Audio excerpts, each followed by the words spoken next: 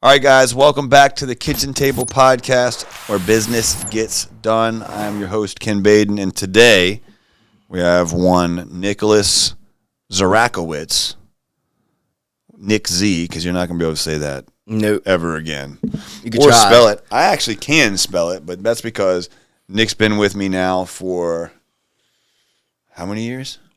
4.5, I'd say. Yeah, 4.5, going on 5.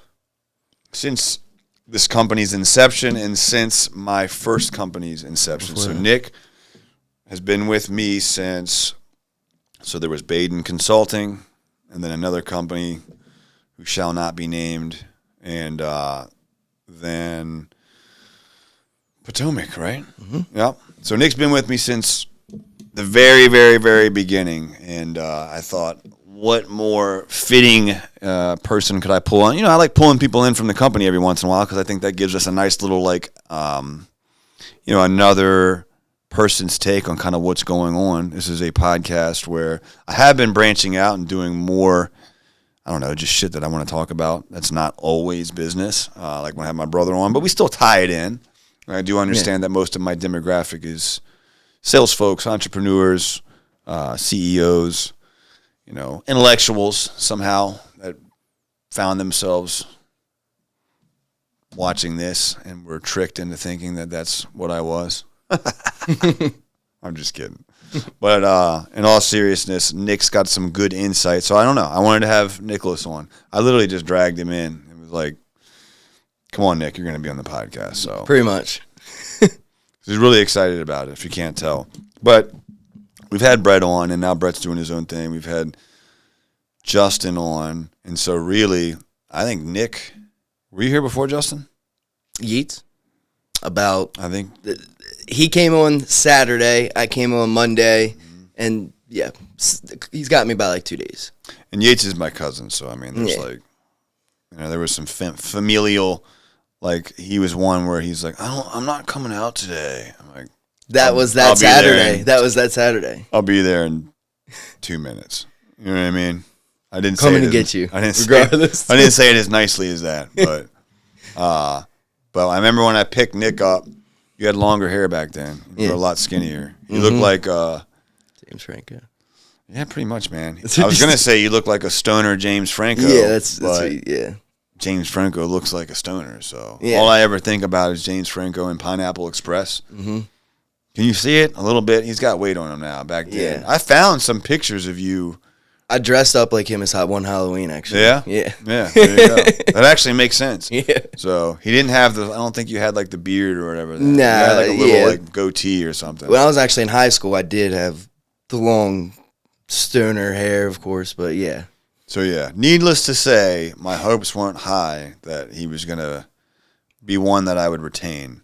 But here he is, almost 5 years later. So when he was originally hired at that time, so it's cool to talk about and reminisce because in all seriousness, I was thinking back, I did a post on Monday, and just 2024 has been an ass kick of a year. I keep talking about it, and it annoys the shit out of me to keep talking about it. But frankly, if you're listening to this and you're anywhere in, the DMV area, especially if you are in our industry, you know exactly what I'm talking about. Like, unless you're in Florida now, probably Tallahassee and Tennessee and all the spots that the hurricane just got hit with. Yeah. Missouri or Texas or Louisiana, somewhere where a major natural disaster, hurricane, or massive weather event hit, you know exactly what the F I'm talking about. Yeah, the storms we dream of.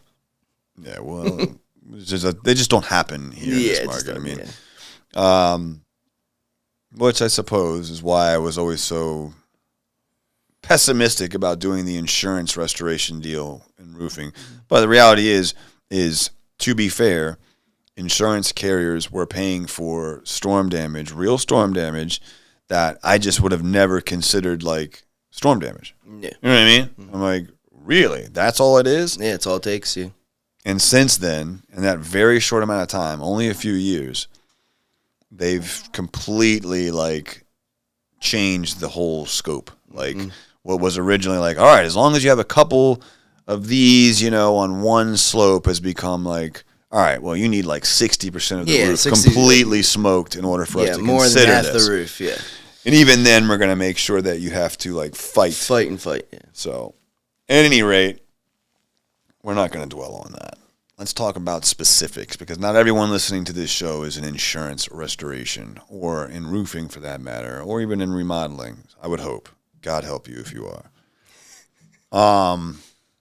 No, but seriously, man, you know, I think talking about Nick having been here for so long, he's had a firsthand experience and what it is to be a part of a company coming up from absolutely nothing.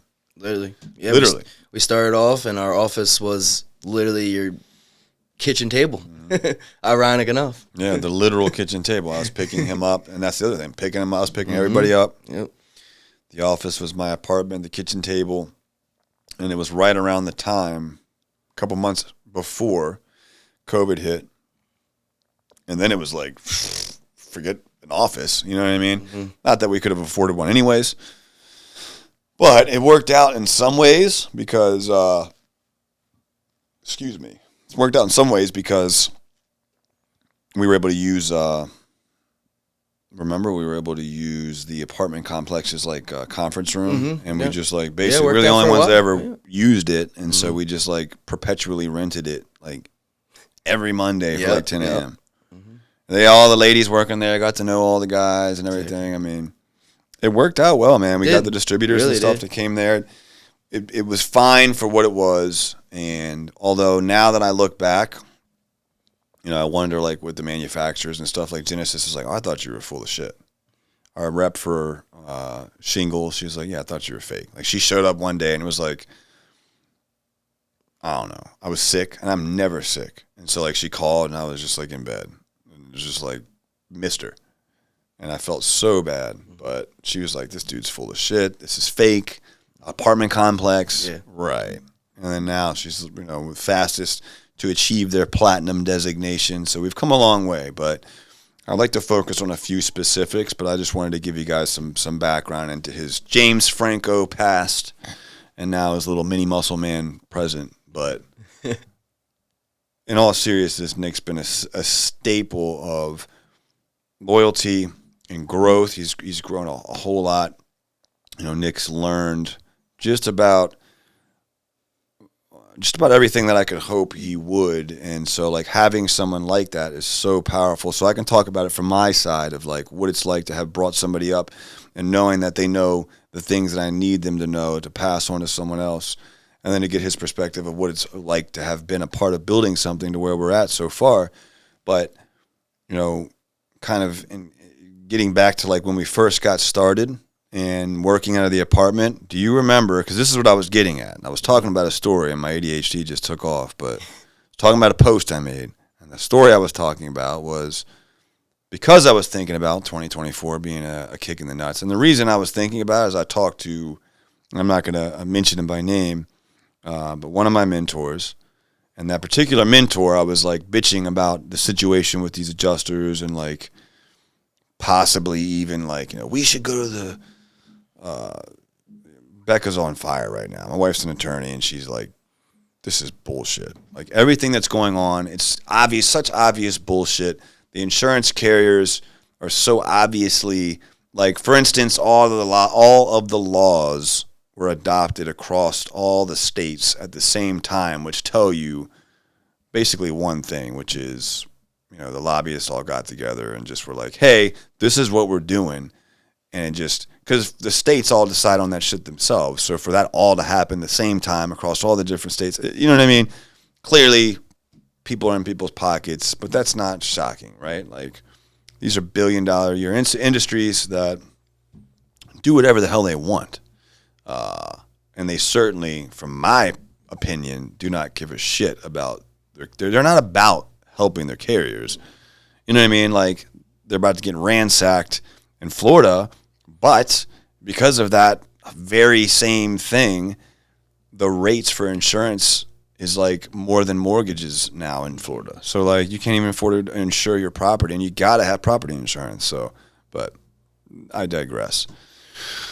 The story I was talking to my mentor about that situation, and he was like, dude, I haven't even had time to think about shit like that, right? Like, yes, I want to roast them. Yes, I want to pursue them and let's all get together and go to the state Supreme Court and fight back. But he was like, dude, I'm just trying to keep us above water. And they're arguably the biggest that I know of around here. So that was like eye-opening for me. Like, fuck, you know, that's not good. And we've made moves.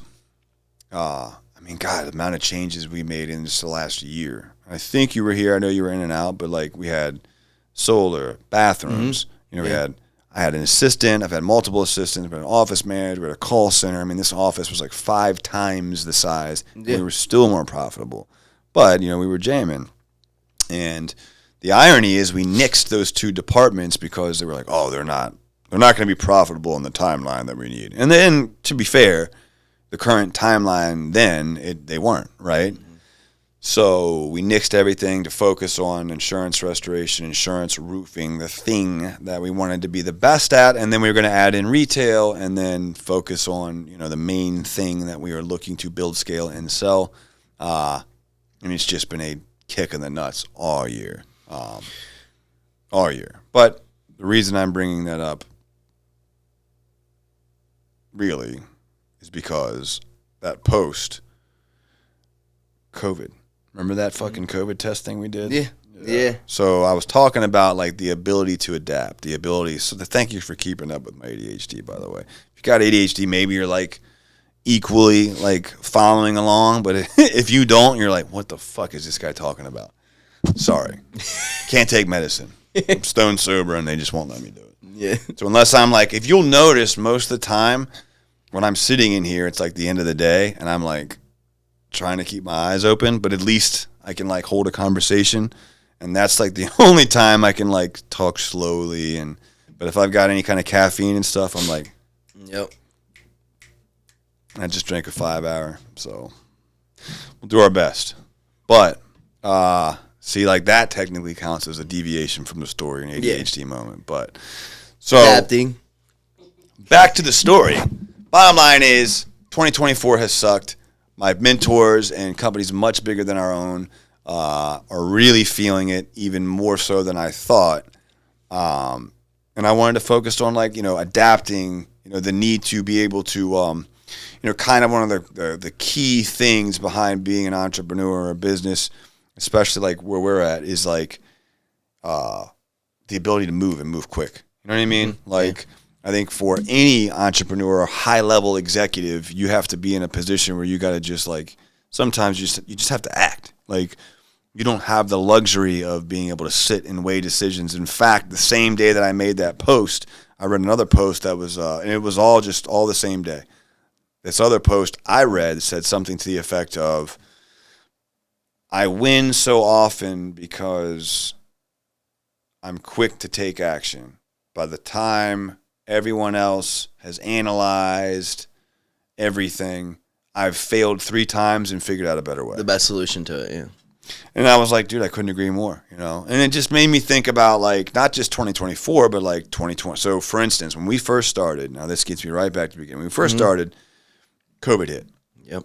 And we had no office, no nothing, no capital. In fact, this business was started in combination with another business, the one that shall not be named, where we had put 2+ years going into our 3rd year to build that business. Mm-hmm.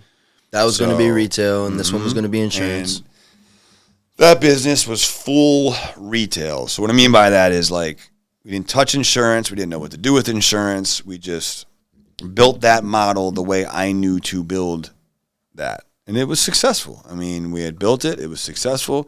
You know, we had a setter-closer model. We had setters go get leads. That's where Nick and all those guys basically set everything. And at the time, in the very beginning, Nick, Justin, and then one other guy would go set a couple leads. I'd go sell them. I'd go pick Nick up. Sometimes it'd just be me and Nick. I'd pick him up. I'd drop him off. I'd go run a lead, sell it, don't sell it. The neighborhood He'd be up the street or at a couple neighborhoods up the street, pick him up, and we would make it work, man. Like, whatever that. So whatever the fuck it takes. You know, what it is right now looks, the podcast, the business, even though we're in a room in a excuse me, in an office that we rent, and we want to own, that's all I can focus on is like, well, we're not in the building that we want, you know. Our goal was to have owned a building by now. Mm-hmm. But in reality, we should be freaking thankful that we have an office and that we went from no office, an apartment, to a very small office, to a bigger office, to even thinking about owning an office.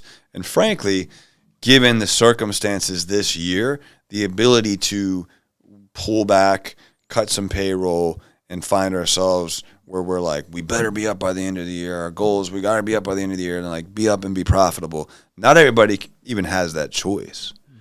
Much bigger businesses find themselves in a position where they're like, dude, we're just trying to fucking stay afloat. You know, we are consistently pulling 75 million, and so our business, our overhead is set up to run a $75 million a year company consistently, and it stays the same whether we bring in 75 or 45. You know what I mean? Yeah. And so bills stay the same, inflated overhead, like there's a problem. And so I was like, wow, you know, and we made some moves recently to react, to prep for the winter, and to make sure we, you know, focus on profitability and being up at the end of the year, and, you know, just how fortunate we are to be able to do that. But again, it really just made me focus on the action, like the necessity of just, as a high-level exec or entrepreneur, just taking massive action. Mm-hmm. And so back then when the COVID hit, we didn't know. And like I said, we were just bopping around. I'm dropping him off. We had our PCR COVID mask. You remember those? Oh, yeah, you're right. Yeah. Had the little yeah, PCR because logo. we had almost a year's experience of, in fact, that September, we had a damn good September. The September before that was the Canvas Van's best production month. It was like 500, 600,000 gross from one little van with like 4 or 5 guys. Yep. Bunch of knuckleheads that were like, none of them had licenses. None of us. I think Alex was the only one that even did sales before that. Bunch of guys that I met in the freaking rooms of 12-step programs and pieced them together one by one like the Avengers. And it was exhausting, dude. It really was. It was a mental taxing thing for me because I tried sponsoring like half the guys. Mm-hmm. And Nick had a lot of success, but I was just way too close. But it was like imperative that work. It was more of a point of contention for me because me and my old partner, he was just like, didn't think it could be done. And I'm like, oh, it's going to be done like tomorrow. Mm-hmm. So I made sure it did. But these guys did all the hard work. And we had a great fall. And then, of course, at the end of that year, started a second company in my name. And that second company was really just to explore the insurance market, the insurance restoration market. But honestly, man, now that all that stuff had, the division between me and my old partner was a big part of that. You know what I mean? Yeah. Like otherwise, I mean, even though some of it was him like suggesting I get my own license and stuff, I think both of us were like knowing that there was a good possibility of where that could go. Mm-hmm. A huge point of contention for him was the fact that I was doing insurance and not retail, which I just didn't understand. Like, doesn't matter. So we started, and I hired this kid to run it, and the kid now owns his own company. Smart kid. I had been canvassing this kid for I had been courting this kid for like a year, so to speak. Get him over, and then my partner and he start, I don't know, commiserating and scheming, and then like next thing you know, they're doing insurance stuff for the other company, and we're left kind of holding the bag for the company in my name, and it's me, it's Nick, and one other guy, Brett, who's been on here, and we don't know the first thing about insurance at all. We pretty much trained ourselves. The kid, who I still like and talk to frequently, he didn't know any better, man. He was a kid that was hired and getting pulled in different directions, and arguably being manipulated.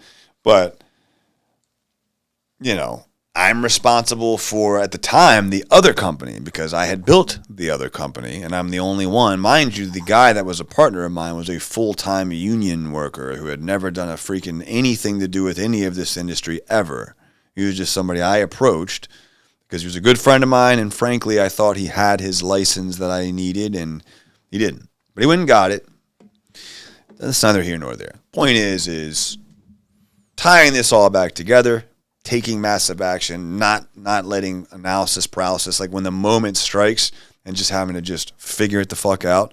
That was one of those moments. This company wouldn't exist if we didn't get past that first initial one, which was we had built this up. It's in my name. It's a business model I'm unfamiliar with. I didn't know anything about insurance. Mm-hmm. The kid I hired to run it, albeit, however, I don't know what's the word I'm looking for, like, however foolish that may or may not have been, the deal was my old partner was going to look after and run my company. I would look after and run his company, so to speak. But again, I had built the other one. He didn't know the first thing about retail. So, and really, in doing so, instead of him building and running mine, he learns insurance and starts having him do it for his, which I'm supposed to be. You see what I'm saying? So there were some problems there.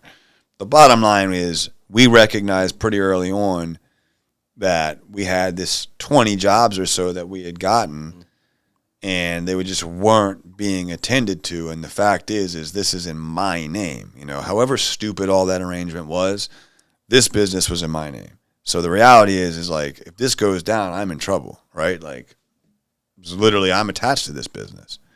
So, like, clearly you guys don't give a shit. By you guys, I mean my old partner and this young man. But bottom line is me, Nick, and Brett are like, fuck them. Yeah. We'll figure it out, you know? And he and Brett did their research and yeah, and at that time, I remember looking at you. We were sitting at the little conference room in your old apartment complex, and you're talking about supplements, and I'm like, what's a supplement? And you looked at me, you're like, because we didn't get trained properly. So, like, and then you were just talking about, like, you know, looking back on everything and doing whatever it takes. And, like, honestly, like, we came a long way, like, going all the way from, you know, canvassing for retail to just getting thrown into insurance to now, you know, we just got to look back at how grateful we should be. Now we have, you know, we weren't that blessed to have all this that we have now, that we have, you know, training modules, we have PCR University, and the guys that come on, you know, the organization and everything, and being able to give these guys everything they need based off of, you know, learning and putting it all together ourselves. Like, just looking back on it, I mean, we've came a really long way. Mm-hmm. Yeah, that is actually a really good point. And that's only like, what, 4 years, something like that? Yeah. Not even 4 years this January. Yeah. So, yeah. And I mean, in that time, you could look at those things as, all right, that didn't work out. That could be a failure, right? Like that original partnership, whatever, failure. But like, that's my point. Like, fail, win. Fail, win. Like, was it a failure? Business is doing fine, right? Like, you know, okay, I gave up almost 3 years of my life, but I gained a lot of experience. All the guys came with me anyhow, outside of one idiot that ended up coming with me anyhow. You know what I mean? God rest his soul, and I love the kid, but you know what I mean? Like, the guy was that guy's his own worst enemy, right? So, but that's neither here nor there. What really is important is when the moment counted and it was like, holy shit, my partner doesn't give a shit about me. He's not the guy I thought he was. And if anybody's listening to this and you go through a partnership, first of all, don't ever get into any partnerships ever in business ever. And if you do, you sure as shit better make sure before you do, you have a very clear operating agreement and you don't do anything without that signed, completely clear with a what happens if contingency, whatever. It needs to all be spelled out like a prenup, effectively. Like, no matter how uncomfortable it is, it's only going to be way worse when inevitably, like, something happens, right? Like, what's the expectation on me? What's the expectation on you? What happens if? But anyhow, you know, going through that was like going through a divorce. These guys, I'm trying to keep it together, you know, and still be, you know, a leader for these guys that are like, what the hell's going on, dude? Like, and we don't know what's what with insurance, but I can't let them know too much of that. I mean, they had to know some, of course, but ultimately what was I had 20 some odd names on the board, which either this was all going to implode. I mean, that was really what I was looking at. It was just like, dude, this is in my name. I never thought I could even get a license. That's the whole reason I had a partner. I was full of fear. Never thought they would give it to me because my record or whatever. I finally get it. It takes me a year to get it. I trust this kid, and I trust, of course, my partner. We get all these jobs that I didn't get them. This kid and Brett and this other these other guys did to start with, and then that's just the start. Then there's taking them all the way through, which I had no idea how to do. Now I'm looking at a whiteboard in my apartment complex of 20 plus names that have been sitting there for over a month, and people are like, "What the fuck's going on?"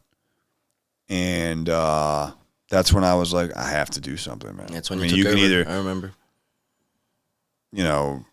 I can either let this completely implode by like kidding myself to think that like he or the young man's name is Sam. I got no problem with Sam. I love Sam to death. Again, he was just being manipulated. But the other guy, my old partner, either just kid myself into thinking that like I knew that wasn't gonna happen, right? Like they didn't give a shit. At least the one guy didn't give a shit. The other kid was just being played, right? If I left it in their hands, clearly they didn't care because we had 20 plus jobs that were just sitting there. Like no action, no nothing. Brett and Nick are complaining to me constantly like, dude, what's going on? What the fuck's going on? Like, what are we doing? You know what I mean? What do we do? Really? Like, and we just got abandoned halfway through training. You know what I mean? That's literally, we just got left, and this is supposed to be my partner. And it really felt like kind of wanted to set me up to fail. You know what I mean? Like, dude, all this shit's in my name, and you're kind of like leaving me here with a bag of 20 some odd jobs, and it's just like, figure it out, dude. And that's exactly what I did. Exactly what we did. Again, I remember looking at that whiteboard. I was like, dude, fuck it. We got to figure it out. So I called every single one of those clients, every single one. I pretended, for lack of a better word, like I worked in the office. I was the project manager, and I knew they needed to get some semblance of security. You know what I mean? Because they had only experienced so far, like, dude, what is going on? Well, I can't get a hold of this kid. This kid looks like he's 17 years old, and he does. You know what I mean? Like, my only experience with this company, and apparently he was going around telling everybody, like, hey, I own the company, all this crazy stuff. But whatever, man. I'm sure there was some misunderstandings there, but either way, they were like, what? Like, this kid looks like he's 12. Says he's, like, owns a company or whatever, or maybe he's the president, whatever. Yeah, I did give him a business card that said that, so, I mean, that could be my problem. But I've had a whole lot of business cards like, you know what that's called? It's called an Irish promotion. I learned that a long time ago, right? Like, sure, you want a business card that says you're fucking super CEO of the company, but it means absolutely nothing but a business card. Here you go. And only children and kids will ever be like, yeah, and that was me, because I was like, yeah, and I got nothing with it, and I learned that real quick. So at any rate, I called all these clients, and I instilled in them what they were missing, which was confidence and security, because at this point they were like, what is going on? This is brand new. I never heard of this company. We had no real we had a website, and that's pretty much it. We had no past. We had no really references. We had no reviews or anything yet. Right. And they're all like ready to bail. So called every single one of those 20, and I did stuff like, hey, look, I'm going to call you every Tuesday, every Thursday. That's when we call for updates. And I called them every Tuesday and Thursday to instill in them a system and systematic, like, hey, okay, so far, but maybe that was the rep. And as far as the internal components of this company, these guys got their shit together. You know what I mean? And in doing that every Tuesday and Thursday, hey, I'll call you Tuesday at this time. We call every Tuesday and Thursday, regardless of whether we have anything to talk about. Whether you got an update or doesn't not. Matter. The update could be I don't have an update yet. Doesn't matter. I told them I'd call every Tuesday and Thursday, so I called every Tuesday and Thursday. And that was enough to instill confidence in them that they were missing, get them reeled back in, and then I go back out there and I start meeting with them and I show up on the jobs and I'm going above and beyond. And lo and behold, man, we end up getting, I think we got damn near every single one of those. I think so. Then I'm like forcibly learning the nuances of like what I can, what I can't do, how to argue, all this stuff. Mario Phoenix's job, he ends up getting OMP, and it ends up being like, he stopped payment on his checks. He's all pissed off, and I'm like, and we're not at us, but the insurance carrier is just learning, man. Like, we just got, quite literally, it was sink or swim. And so in those moments of like, I just feel like that's been so much, like this whole time. There's just many moments of like that. Yeah. You know what I mean? Yeah, just different instances throughout the last couple Several of years. instances of sink or swim every fucking time. Yeah, we swam every time. Mm-hmm. And that's what I tell people. I'm like, dude, you know what, man? I wouldn't want to be the guy betting against us. You know? I used to say that a lot back when I was with Dickhead. You know, I'd say, betting against me is a bad bet. You know? And now I can say betting against us is a bad bet because a lot of the guys have been here. Alex, yourself, and Justin have been here since then. Mm-hmm. So, anyhow, obviously that was a happy outcome. We ended up doing every roof in that neighborhood, by the way. So it went from people that were like, what the fuck? What is this company? Is this a scam? Are you even a company? Mm-hmm. To saving them, to doing every single roof that could be done in that neighborhood, including the 2 that couldn't get done through insurance, 2 or 3 that's just bought through retail. Multiple referrals, and that neighborhood was the catalyst to starting a great year. Yeah, every roof that could be done in that neighborhood, we did. Mm-hmm. Yep. And then, but a couple months in, on top of everything, as if that wasn't enough, we have freaking COVID, dude. COVID outbreak. So now, again, like, it's just, what are you going to do? You know, like, great. What the fuck are we going to do? You know what I mean? Like, can we work? Can we not? I don't know. I don't know what's going on. Got a brand new company. COVID testing. And that's what we did. So my doctor friend was like, look, I want to do some tests. Because anybody was anybody back then was doing tests. Mm-hmm. You know what I'm saying? There was COVID tests everywhere. Yeah, Everywhere you went, there was COVID tests. And my doctor buddy was like, look, I met him when I was in rehab. And he's like, Baden, I want you to help me. I want you to be I want you to consult for me and help me put this together. I'm like, dude, I don't know the first fucking thing about any of this. Like, I don't do that kind of consulting, man. You're the doctor. Mm-hmm. He's like, yeah, but I don't know, like, you know, just like how to put all that together. Like, I can do the tests. So long story short, we needed income and I needed to keep these guys busy so I didn't lose these dudes. I just spent a year, like, fighting to keep, and now splitting off from, I knew that was kind of happening, like it was like towards the beginning of that, so, you know, it was imperative I kept these guys working. So I was like, screw it, man, let's go sell some freaking COVID tests, dude. You know, Baden Consulting is now in the business of finding locations for COVID testing, I guess, right? Yep. And that's what we did. We found through networking, the guys that worked on my car. That's the thing, man. I was talking about it in training today. Strategic communication, strategic networking, strategic relationships. Put that word strategy in front of relationships, communication, right? Networking, like, and it's a whole different viewpoint on, oh shit, yeah, you're right. Like, networking is such a powerful tool. Relationships are arguably your most powerful tool, and communication is the catalyst to fostering and maintaining and developing and all of the above with those relationships.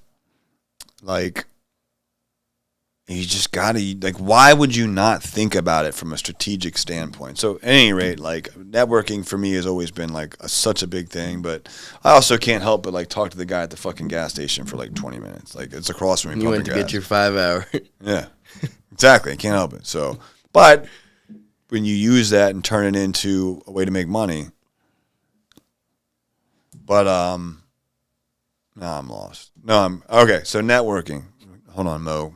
Paulo, cut and pick back up. So we found a gas station through, you know, networking through the guys that worked on my Corvette, and their dad owned a Shell. So I go and I see him and I'm like, listen, this is a perfect site location for a drive-through testing. He's like, what the what is this guy talking about? You know what I mean? He's Indian. He's like, speaks good enough English, but he's just like, what the fuck are you talking about? Like, a COVID testing site? I'm like, hold on, hear me out. We'll drive business through your location. Get gas, get supplies. Get supplies, you know, get food and all that. And he's like, all right. How many people you think? And So it was a scratch my back, scratch yours location situation. Didn't charge us. Just make sure you get people inside, push some ices, whatever. So we definitely made sure we did that. But got all the signs, the tents, and all that shit, man. And I found those videos Monday of I told you. It was, I think it was either you or Justin. It was out there in the middle of the freaking highway with a sign Yeah, we rotated. I remember pointing this way, COVID testing. All right, COVID testing this way, and a bright green construction signs, bright green construction shirts, which technically we're still advertising for the company, but made it work, man. These guys who a year before I'd picked up, guys like Nick, didn't think he was even going to make it. Looks like a stoned out James Franco ended up being my main canvas right-hand man, really, when it comes to that. All those guys, though, they never had any experience. Nick had only ever done, flooring for your uncle? That was pretty much it. In the construction industry, yeah, it's about and it. And you did bartended, bar back, yeah. Which was definitely a good service industry translator role. Translate. But all these guys that didn't have any experience doing any of this, they all ended up doing really, really well. They all got their shit together, most of them. And some of them went back and came back and went back and came back. But that original group is all, I think, doing really, really well today. Most of them. Yeah. But they now are fucking nursing assistants and, I don't know, marketing signs and shit. I don't know. We ended up doing something we had absolutely no business or experience doing because A, we didn't let fear dictate our movements, and B, we took massive action. And again, by the time everyone else was analyzing what are we going to do, how are we going to do it, what are the rules, how are we going to do all these things, we said, okay, well, what do we know we can do? We can definitely do COVID testing, right? So we can definitely take our marketers and apply them to COVID testing if that's possible. And it was, right? Who would have thought about doing COVID testing as a drive-through spot or something, but in the state of emergency, man, you can make things work. So the doctor did all the doctor stuff, got all the tests, got all the things. We had a really nice turnout the first weekend. Yeah. These guys were handing out clipboards and we got running their insurance cards and Nick and them are running out and getting insurance cards and licenses and filling out paperwork and bringing them back. We had a great little system, dude. It was and I paid these guys every weekend for their stuff, and I didn't make a damn dime. And at the time, that really helped us. Like you said, it was COVID, and we weren't able to really work and knock people's doors because that's when it was really serious at the time. And you made sure you took care of us. Yeah, we weren't allowed to. Yeah, at least that we could know of, right? So literally, our main thing was go knock doors. That's how we made money. And then the result of that knock door was go to someone's home, go in their home and consult on possibly selling them a roof or whatever the remodeling product was at the time. So we didn't think we could do any of that. And for a while you couldn't, at least for a couple of weeks. So that month was big. Yeah. And like you said, man, I mean, I would imagine that was, we probably would have lost that whole team.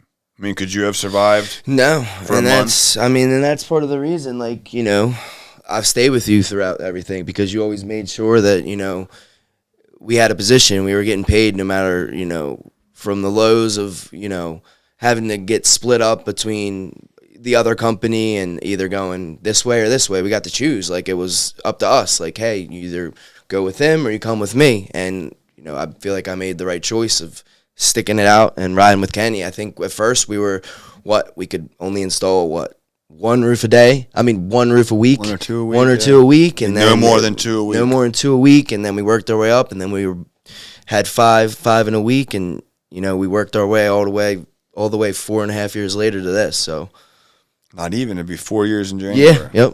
Yep. And no time flat because I didn't have the credit or anything. I thought I needed all these things, but was it a pain in the ass? Sure. We could only do 2 a week. We'd only do this, but they'll build your credit up quick and you pay your bills. Oh, yeah. They being the distributors. But it was, we had to be very careful. But I mean, that just goes to show you from his perspective, man, from like having someone like being able to find a Nick, a diamond in the rough. And a lot of these guys are like this, man, but and how to maintain them, how to retain them, how to keep someone like that. And constantly like, is giving that you receive what you get in terms of loyalty and taking care of your people. And I think that's something like, NLP talks about it, where it's like, is it a hierarchy of needs? That's Maslow's hierarchy of needs, right? That's a whole different thing. But levels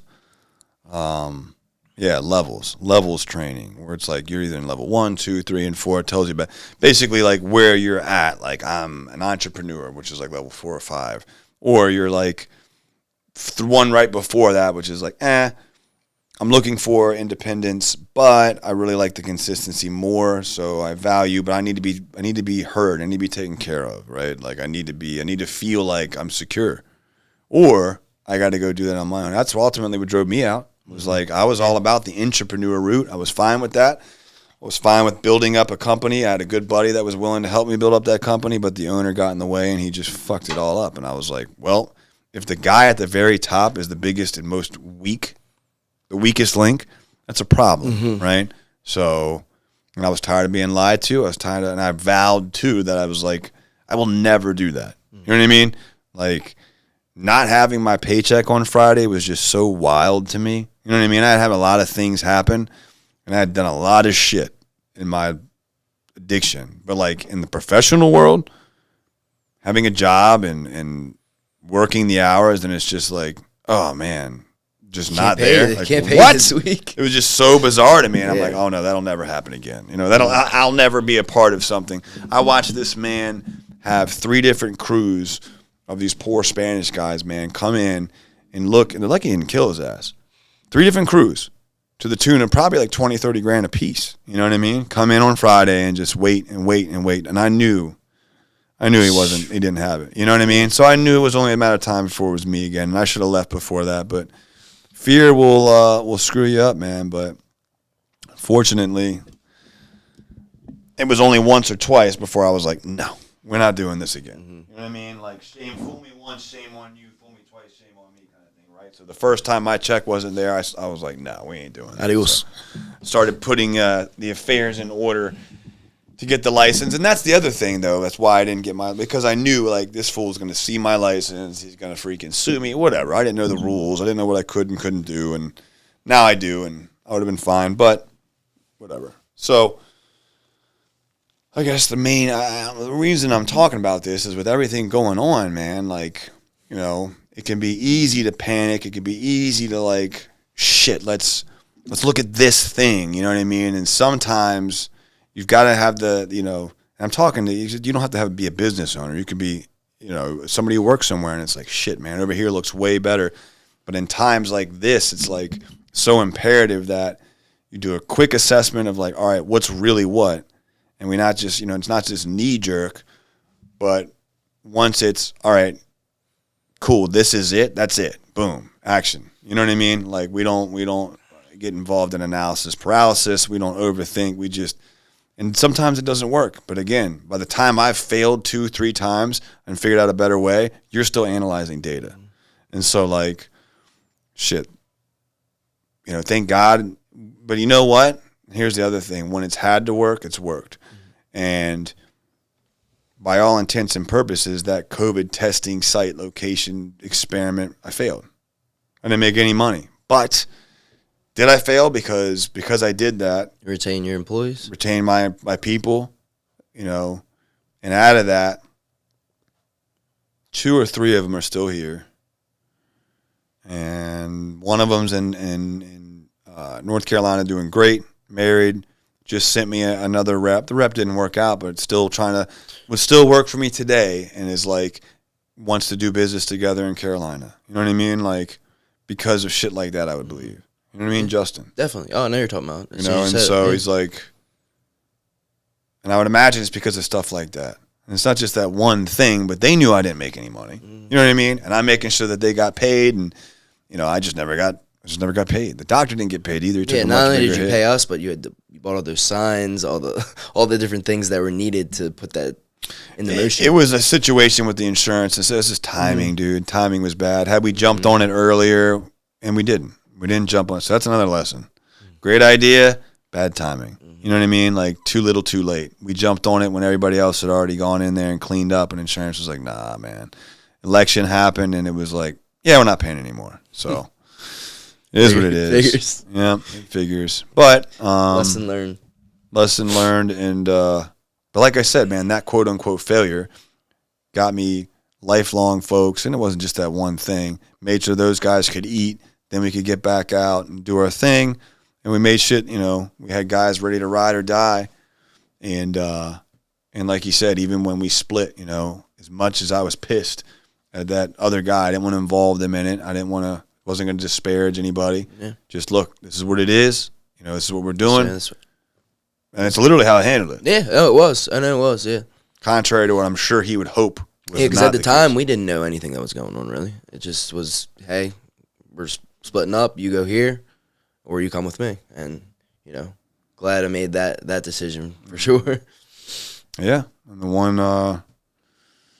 one hand, you know, it was very difficult to navigate, and it's still unfortunate because that particular individual is just absolutely miserable. Like, cares probably more about what we've got going on or what I got going on, and frankly, what other people have going on now too, because he's made other enemies, like, than what is going on within his own existence.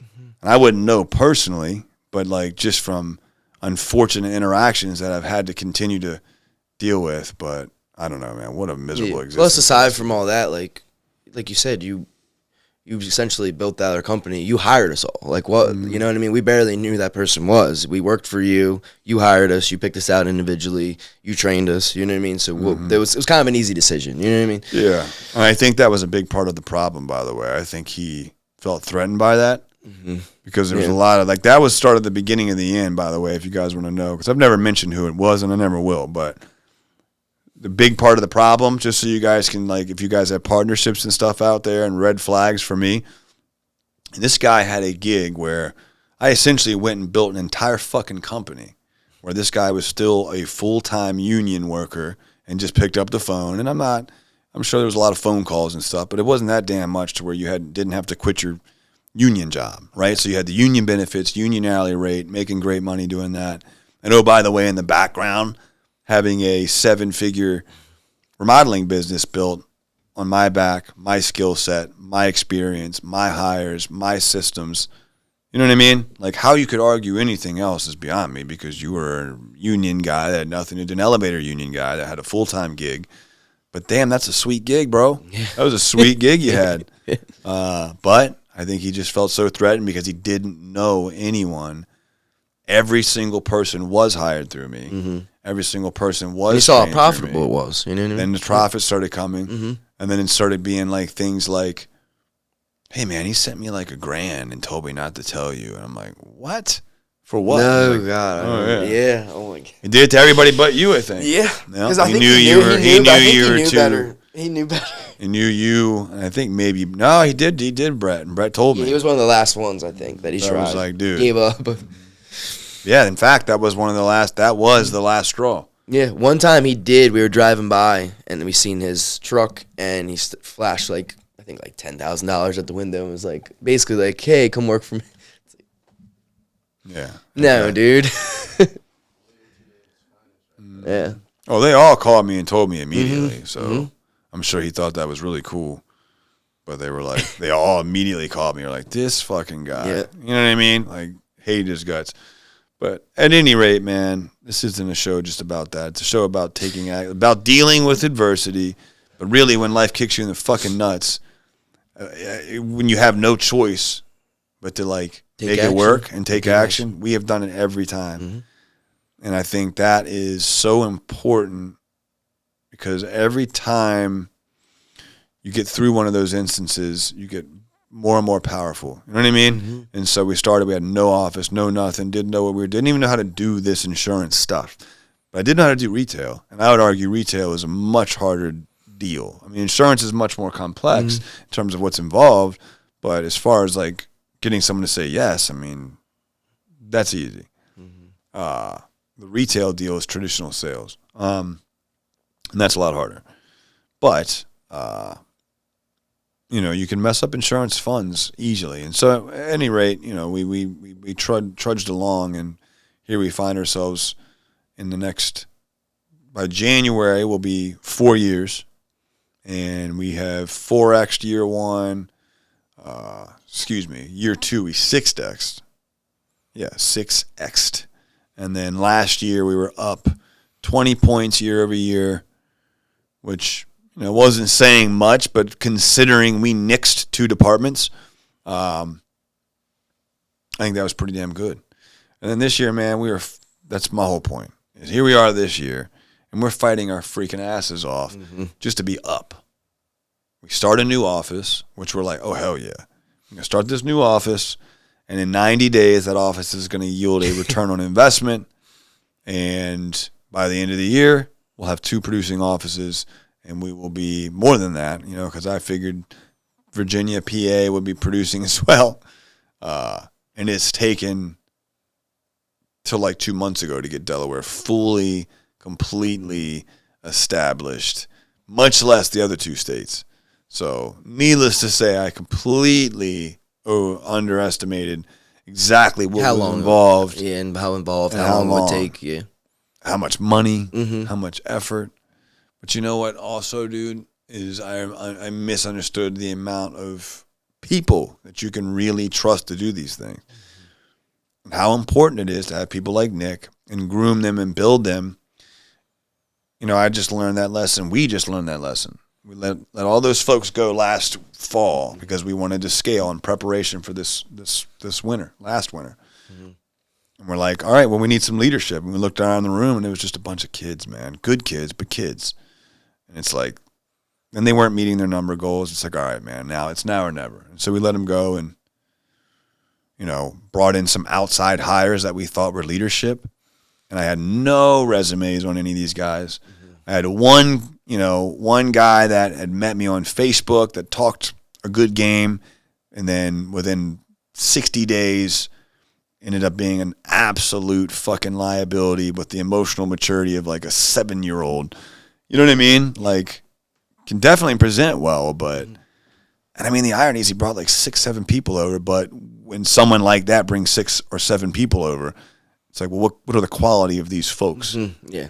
You know what I mean? Again, a group of folks that also present well, but this guy is a freaking complete and utter head case in liability. This guy's another head case in liability, but hides it a little better. And also, closet, I think, alcoholic and other mess. You know what I mean? Whatever, dude. Just one thing after another. It's just, okay, you got to go. That was a huge mistake, right? Like, it just taught me, because I've done all this content. How many times have you heard me say, we don't hire retreads. We don't hire, we build and grow from within. I think that's the best way to do it. But yeah, I've heard a million times. Yeah. And I make fun of folks like my old partner who he can't hire. He can't recruit. He's not a leader. If you're not a leader, man, you can't fake it. Yeah, you're not going to attract that. Building on, and I mean, even the guys like that I'm talking about now, like a couple of them went off, did their own thing, and it's like, you'll never build anything because you don't have the ability to attract, build, and grow men. Like, you just don't. So then your only hope is to steal and recruit from other companies. And if that's your model, dude, you'll never retain anybody. You just won't. It's like cheating, right? It's like dating the girl that you cheated with and then being surprised when she cheats on you. Yeah. You know what I'm saying? Yeah. Genuine did a song on that. Telling me it's different. What the hell is different? How was I to know that you would do it to me? Y'all are too young for that, but Genuine was the shit, dude. Nick's younger than me. Genuine's fun fact, Genuine's from Brandywine, Maryland, I believe, and I saw him one time at a little hole-in-the-wall gas station or country store in Brandywine. He's tall. You guys even know what I'm talking about? No. He did. Yeah, I don't. You would. I heard that song. Recently, he's been in the news for trying to dance like he used to, but he's like older now. And can't do it. Like, dang. Yeah. You'll see who I'm talking about when you look it up. But, dude, honestly, he used to be but anyhow.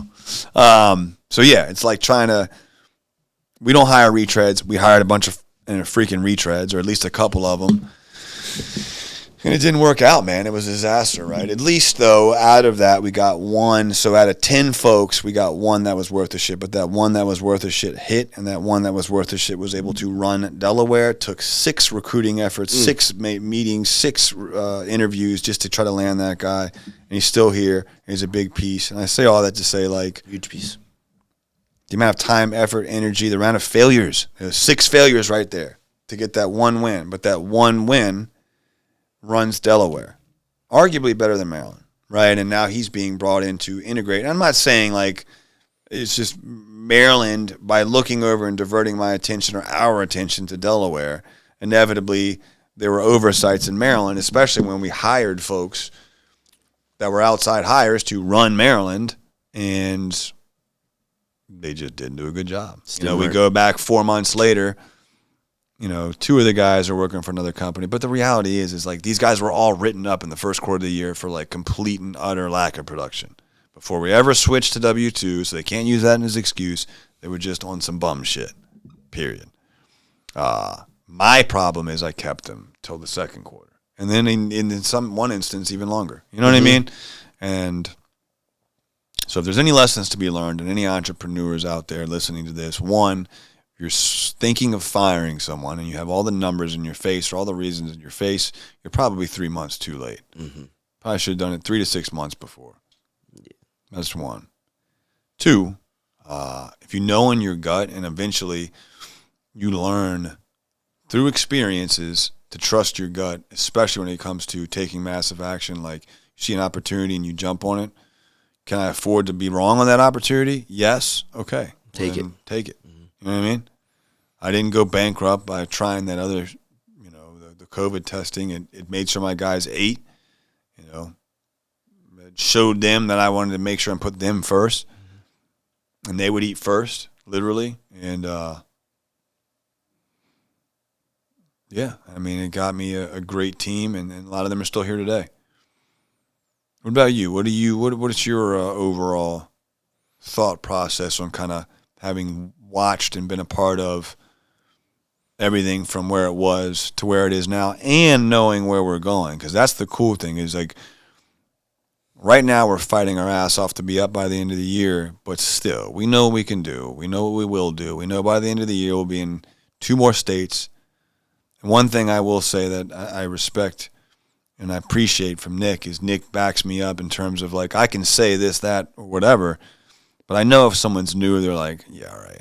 But it really helps to have guys that once you leave the room, it's like, look, dude, I've been with this guy for 4 years now, across 3 companies, and if he says he's going to do it, he's going to do it. Yeah, I've had to say that a few different times. You know what I mean? It's not always in the timing, that you're going to say, because you can't. Just like the Delaware office, like it wasn't in the exact time that you said, but when you say you're going to do something, I think that's so important when you say you're going to do something to do it, whether it's in the right timing or not. And then some guys, they come on, and if Kenny says something, like you said, when he leaves the room, I might have to jump in and just say, I've been with him for this long. When he says he's going to do something, he's going to do it. Whether if he says he's going to get an office running in Virginia, he's going to do it. It might not have been this year, but it's damn well going to be next year. Just like in Delaware. You said you were going to start an office in Delaware. To be clear, I'm not going to get an office. I'm going to get people in Virginia. Yeah, people. That's not the plan anymore. Okay. But I will get somebody in Virginia. But I do have to take the test. But no, I will. And the priorities, I definitely have been bojanging on that. But to be fair, that test is a motherfucker, man. And I don't have anybody. Like, I've just been like, dude, it's 11. It is 11 open books for someone like me, ADHD to the max. Like, dude, it's 11 open books. I don't mind studying and taking a test. 11 open books, 2 minutes per question. That you got to go through 11 books to find the answer to that question. And I had to pay for this class, and the class is great because it really is like, all right, here's your main book, but it's just fucking painful. So, but now I got a kid finally that's worth a shit. That's in Virginia, that's counting on me, so I will get it done. Now I will get it done because I have to get it done. Exactly. And I thought I was done, honestly. I thought I was done, and then we applied. And they're like, oh, no. You got one more test, pal. So, like, to be fair, we've hit the ringer on that. Virginia is an absolute bitch when it comes to that. But PA, we're in. We've got at least one rep in there. So technically speaking, we have one rep in PA. We've got another one coming down from PA on Monday. So technically, could have our 2 reps in PA and be, and that's as much as we're doing. We're not, the offices aren't. Delaware was an amazing lesson this year. Like, huge expense. And it's not just the office, it's all the things that come with it. You know what I mean? Whereas Virginia and PA will get a couple reps, ideally through those couple reps, or even in Maryland, we get a team lead. The team leads go out there, and then, they're kind of like the Marines, man. They go out first and they get it going. But we will. By the end of the year, we will be, at the very least, on a point of principle, we'll have a couple reps selling completely legitly in Virginia and PA. Really, the last one is Virginia. But honestly, we really need to get ourselves in a storm market. Retail, all those things, man. I mean, but it does really help to, if one thing I think I've hopefully done right is if I give my word on something, it's just always been so important because that I keep it. I know I'm terrible at I'll throw a bonus thing out there like cash one, but if I know I did it and I know I'm me enough to know that I forgot and someone like Nick's like, yo, you said it. And I'm like, well, did I do it? Yeah, you know what I mean? Yeah. So other than that, though, I've been really, really, it's imperative as a leader that when you're trying to build something and you give your word that you have got to be like, I've got to keep that. Because the second you break it, you lose people. You lose everybody. You know what I mean? I mean, how important would you say that is? I think it's one of the most important things, especially I'm not a business owner, but I know on the other side of it, if, throughout the last couple of years, if there was one thing that you said, like a big thing, and you didn't keep your word on it, I know that would have made me doubt you. And that's why I think that I've stayed for so long, and I've always, stayed with PCR because when you said you're going to do something, you did it. And if you, to be on the opposite end of that and not keep your word, I think that would definitely, like you said, it would, push people away, and eventually, maybe not that first time, but the second time you don't keep your word, people are going to leave. Mm-hmm. So it's very important. Especially when you're trying to build and sell people on a dream. Mm-hmm. We're going to do all these things, and then 2 years go by, and it's we haven't done any of those things. We can honestly say we've done all of them. You know what I mean? Yeah. Outside of definitely this year, the thing was, we're going to have we got Delaware completely. That was just way more of an undertaking than we thought. But technically speaking, by the end of the year, we will technically be in all 4 of those states, which is a fucking mass undertaking.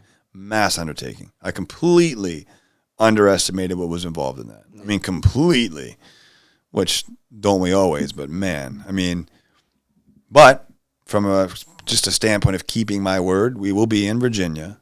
As God is my witness, we will be in Virginia. He's just on point of principle. We'll be licensed and have a couple people in Virginia. We'll be in PA. And we'll be poised to really go out and crush it next year here locally. But we're also getting retail going again. But because of that, it's important that you watch what you say and you can deliver on that. Mm-hmm. You know what I mean? As visionaries and leaders and just the kind of characteristics we have, we tend to throw a whole shit ton of ideas. I mean, that's literally, if you look at the EOS model, it's like visionary. 26 new ideas a day, of which 2 might be worth a shit. And that's where the integrator role is so important to take and figure out what 2 are good, right? But Nick compliments me very well in terms of he's a lot more detail-oriented and so on, as is Justin. And so having a guy like Nick to be able to rely on and having him been with me from the beginning, I don't have to sell him all the time. Mm-hmm. You know what I mean? I know. Knowing how you think, knowing how you like people to be trained, different stuff like that, I think helps too.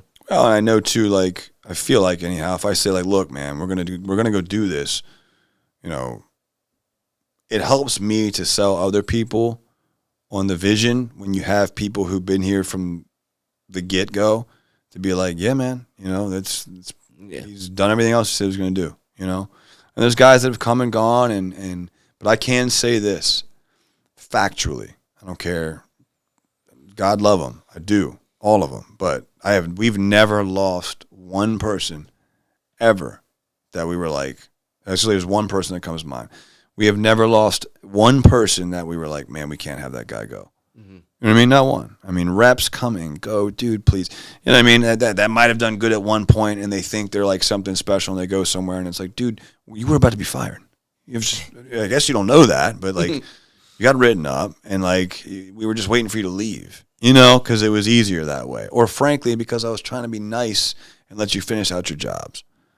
But you know how reps are, man. You know what I mean? They think they get to thinking there's something, and they think there's something. But we've never actually lost like one person that we were like, we can't lose that guy.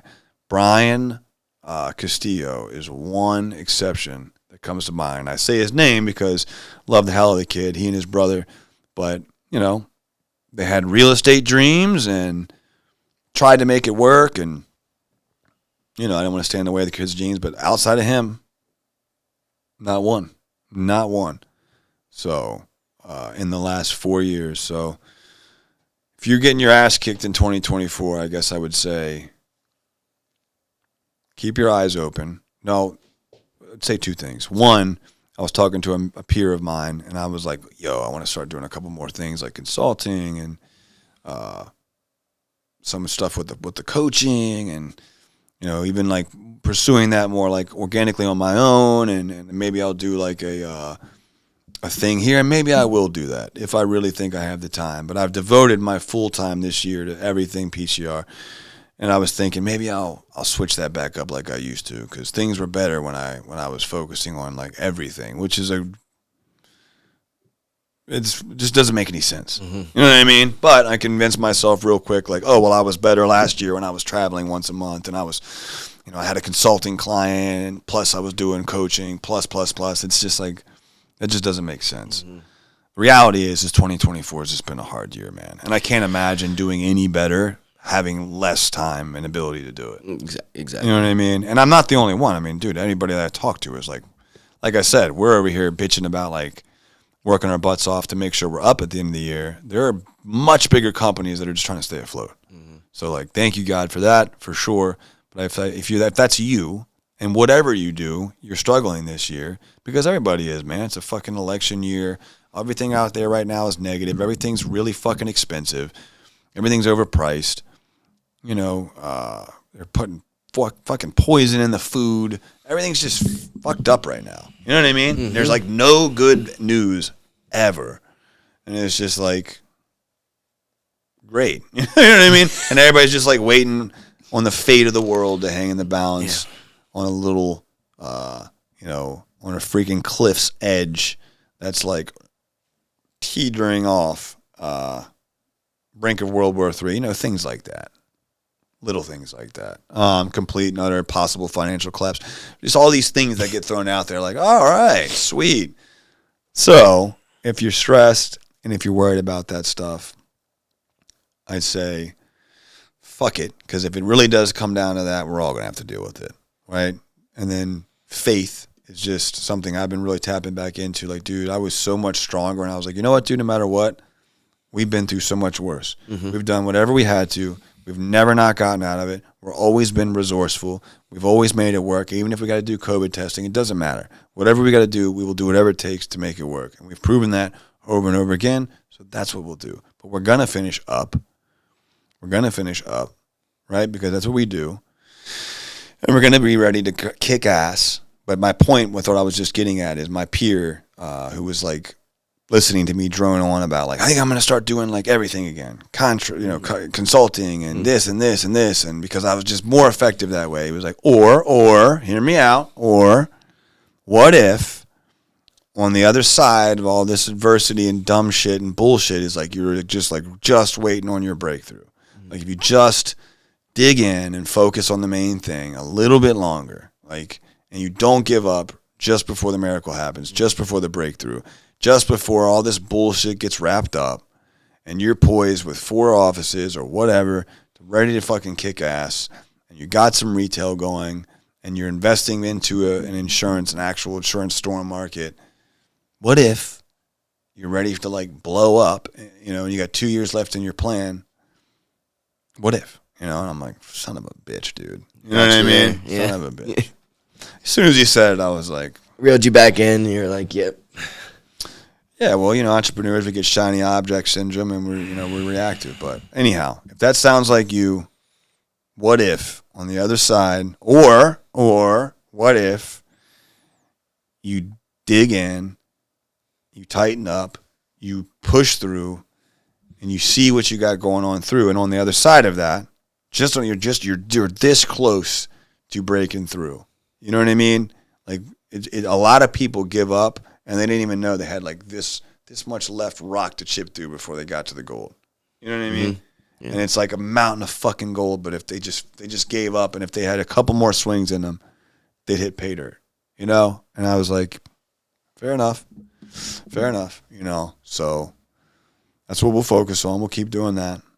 We'll keep getting Nick. Nick's now, head trainer and helping me in management and stuff here, and, you know, titles and arbitrary this and that. The bottom line is he's a right hand of mine that will continue to be that, and we'll just continue to jump into different roles and bigger roles and bigger roles and bigger roles because we'll continue to elevate and elevate and elevate. And it's really fun to see you grow, man, and see you become the man that you are, and really just, you know, Nick comes from a similar background of my own, you know, and he hasn't always been perfect. Thank God he's still here. Mm-hmm. You know, we've lost some folks, but to see you go and come back and keep fighting and to be where you're at now is awesome. You know what I mean? Mm-hmm. I'm really proud of you. Keep doing your thing, man. And thank you for coming on, even though most of it was me droning on and on and on. It ended up being a super long fucking episode. But I was about to say, it's an hour and 45 minutes. Really? What? All right. Well, that's it. Like maybe we'll break it into 2 episodes, but love you guys. Thank you so much. Thanks for having me. Appreciate it. For coming on, Nick, and we'll see you guys next time.